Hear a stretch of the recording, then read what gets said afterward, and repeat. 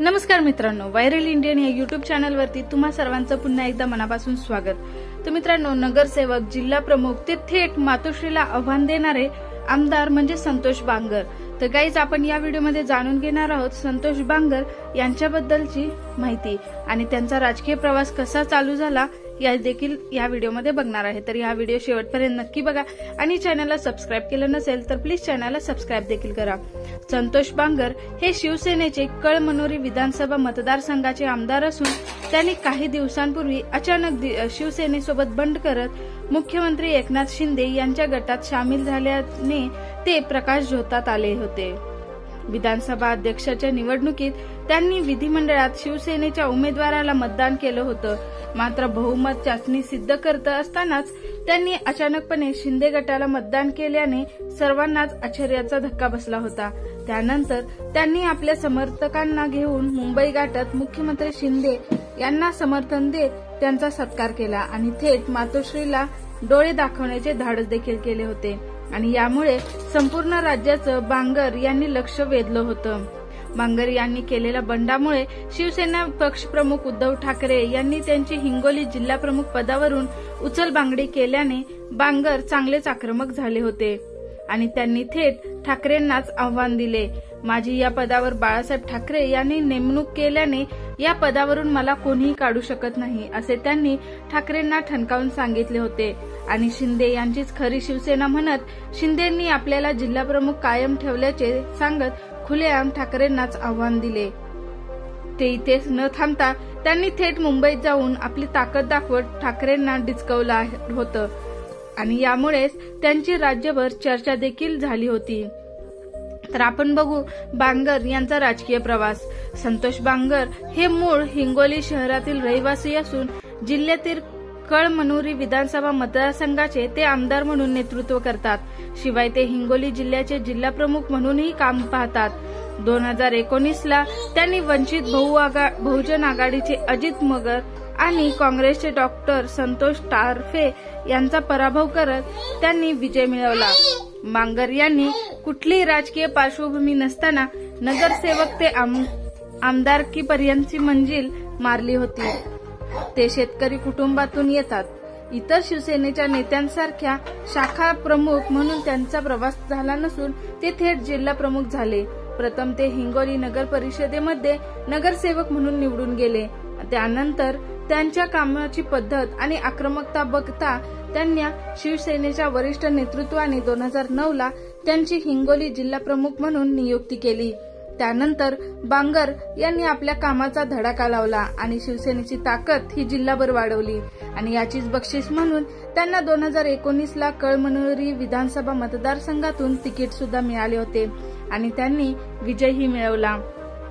जिल्हा प्रमुख म्हणून काम करत असतानाच बांगर यांनी पक्षाचा विस्तार केला, मात्र जिल्ह्यातील कुठल्याही विधानसभा मतदारसंघात त्यांचा म्हणावा तसा खास प्रभाव नव्हता।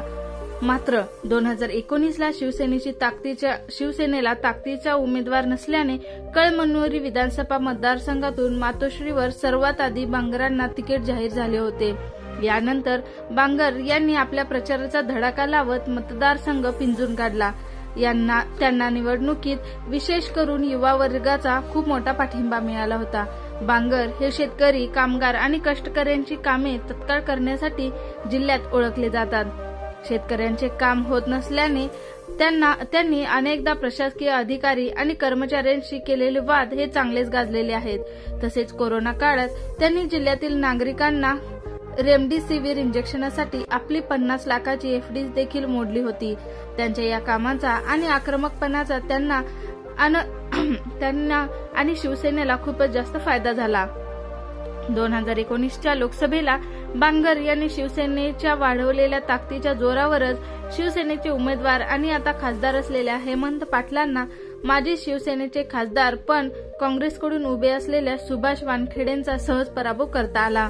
कळमनुरी विधानसभा मतदारसंघ हा काँग्रेसचे दिवंगत नेते राजीव सातव यांचा बालेकिल्ला मानला जातो। 2009ला येथूनच सातव यांनी शिवसेनेचे नेते माजी आमदार गजानन घुगे यांचा पराभव करत विजय मिळवला होता। त्यानंतर 2014ला सातव यांचे समर्थक असलेले डॉक्टर संतोष टारफे यांनी विजय मिळवला होता। यानंतर घुगे यांनी शिवसेनेला जय महाराष्ट्र करत भाजपमध्ये प्रवेश केला। यानंतर 2019ला भाजप सेना युतीमध्ये कळमनुरी मतदारसंघ हा सेनेला सुटला आणि बांगरांना संधी मिळाली। कळमनुरी मतदारसंघात ओबीसी मतदारसंघ बहुसंख्य असल्याने येथे ओबीसी उमेदवारांना निवडणूक सोपी जाते आणि त्यामुळेच गजानन घुगे हे वंजारी समाजाचे आणि तर सातव माळी समाजाचे असल्याने त्यांना सहज विजय मिळवता आला असल्याचे असं बोललं जात होतं।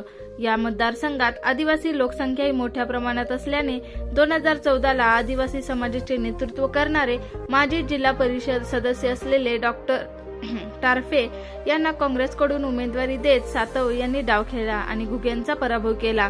मात्र 2019ला या मतदारसंघात वंचित बहुजन आघाडीचे उमेदवार दिल्याने काँग्रेसची मते विभागली गेली आणि तब्बल 16,378 मतदानी बांगरांना विजय मिळवला।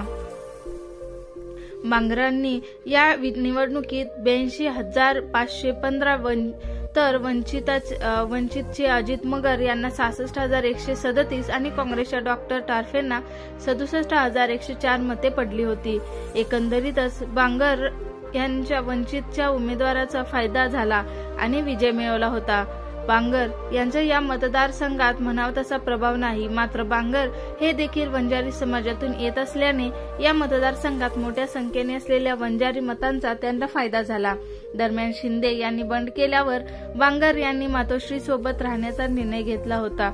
इतकंच काय तर त्यांना बंडखोरांना बोलवतानाही अश्रू अनावर झालेले पाहायला मिळाले। त्यावेळी जिल्ह्यातील शिवसैनिकांनी त्यांच्या निर्णयाचे कौतुकही केले होते।